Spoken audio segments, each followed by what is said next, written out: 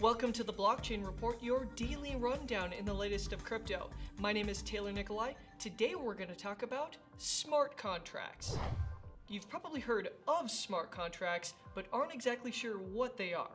In this video, we're going to go over smart contract platforms. The smart contract platforms we'll be focusing on in this video will be Ethereum, Neo, Stellar, and Hyperledger Fabric. We're going to go over some of their benefits and drawbacks, as well as how they compare to Ethereum, which is one you've probably heard of.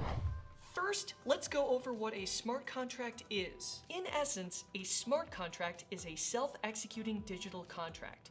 The idea is that you'd be able to take a regular contract, convert it into a readable format that a computer can understand, and the computer would be able to automatically enforce the smart contract based on the various parameters and rules set out by the contract. Smart contracts make it so that we no longer have to rely on lawyers to enforce contracts. Instead, we use computer code. So why are smart contracts beneficial? Smart contracts allow you to exchange anything of value in a completely transparent manner. They remove the need for middlemen to enforce the contract and exchange. Use cases of smart contracts. We still don't know the full extent of how smart contracts can even be used. In the same way as in 1998, you didn't know how you were going to use the internet. Okay guys, the first thing that you need to know is that the internet is amazing and it's changing every day. One of the more prominent use cases for a smart contract is a crowd sale, more commonly referred to as an ICO, or initial coin offering. In an ICO, people can contribute to the development of a protocol and platform for a token. In exchange, people who contribute to the ICO will receive some amount of tokens in proportion to the amount of money that they contributed. ICOs are a massive use case for smart contracts, as several projects have raised hundreds of millions of dollars. Now we're going to go over some of the specific smart contract platforms, starting with Ethereum. Ethereum is probably the most popular smart contract platform today. Ethereum was created by Vitalik Buterin when he first wrote the white paper for the project in 2013. Since then, Ethereum has become the de facto platform for blockchain and smart contract developers to use for ICOs and other projects. Let's go over some of the projects being built using Ethereum. There's honestly too many to count, so we're going to go over some of the better known ones. One prominent project that is using the Ethereum-based token is Omizigo. The motto of Omizigo is to bank the unbanked, i.e. provide financial services to people who would normally have difficulty accessing them. Another prominent project built on top of the Ethereum platform is Augur, which aims to create the first ever decentralized prediction market. What are the advantages of Ethereum? The main advantage of using Ethereum is that it's the most popular smart contract platform. This means that it's pretty easy to find video and text tutorials on how to do things with it. Today, I'm going to show you how to write your first decentralized application on the Ethereum network.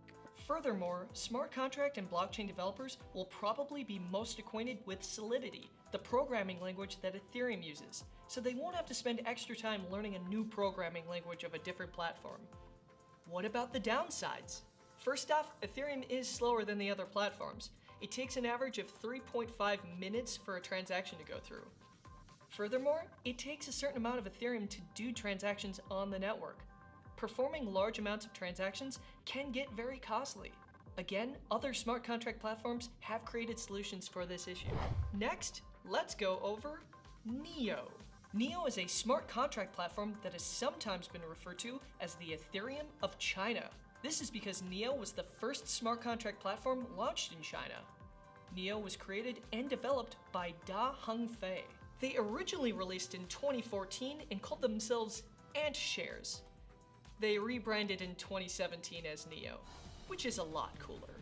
So what are some of the projects being built using Neo? One prominent project is called NEX. NEX aims to be a decentralized exchange that will enable trades across multiple blockchains, such as Neo and Ethereum. Another notable project is called Moonlight. Moonlight is a talent matching platform that will match workers and employers using an algorithm built into a smart contract. Okay, so what are some of the advantages of using Neo?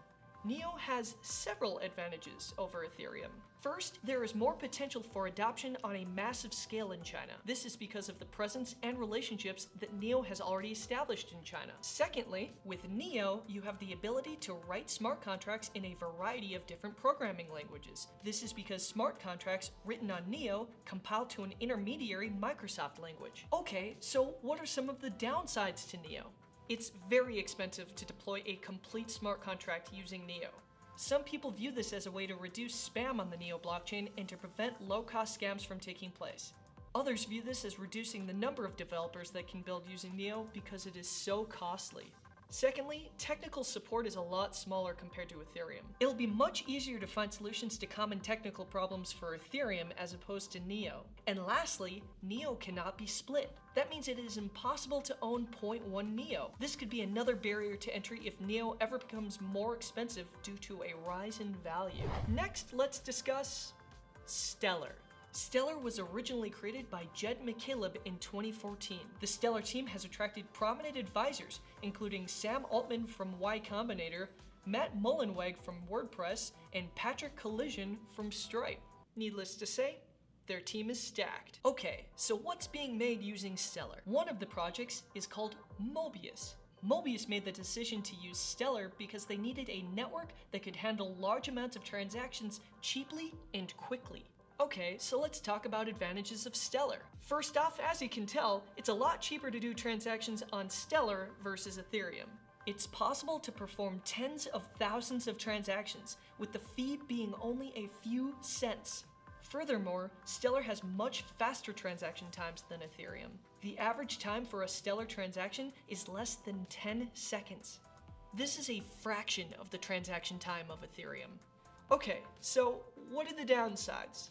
One of the current disadvantages of Stellar is that it can be very difficult to buy, as it's not supported by exchanges such as Coinbase or Coinbase Pro yet. Stellar also has a limited amount of technical support, at least in comparison to Ethereum. This is because Ethereum is just used more often than Stellar, and so there are more blockchain developers who would rather develop on top of Ethereum than on top of Stellar. And finally, let's discuss Hyperledger Fabric. Hyperledger is a project hosted by the Linux Foundation. It aims to be a smart contract engine for distributed ledger technologies, or DLTs. Hyperledger Fabric was originally developed by Digital Asset and IBM as a result of a hackathon. So what are some of the projects being built using Hyperledger Fabric? One of the projects being built using Hyperledger Fabric is Trustabit. Trustabit uses Hyperledger Fabric to issue vouchers automatically when a passenger's flight is canceled or delayed. So what are the advantages of using Hyperledger Fabric? Hyperledger Fabric is well aligned for the business-to-business or B2B market, as opposed to the business-to-consumer or B2C market. Most enterprise applications will find it easier to develop on top of Hyperledger Fabric because they get a considerable amount of support from IBM. So let's go over some of the downsides of using Hyperledger Fabric. Unlike other smart contract platforms we've talked about today, there's no built-in cryptocurrency aspect to Hyperledger Fabric. And while they could make a cryptocurrency on top of it, it would take a ton of time and resources and, you know. In fact, even the executive director of Hyperledger said, "By not having a currency, we avoid so many political challenges of having to maintain a globally consistent currency." Another downside of using Hyperledger Fabric is that it's not as battle-tested as the other ones. It's just newer. In conclusion, the smart contract platform that you use to build your dApp really comes down to what you want and need. If you want something that's battle-tested and has massive support, you'll probably use Ethereum. Thanks for watching the Blockchain Report. My name is Taylor Nikolai. If you want to stay up to date on all the latest crypto news and trends, be sure to follow us on Instagram at Blockchain Report. We'll see you next time.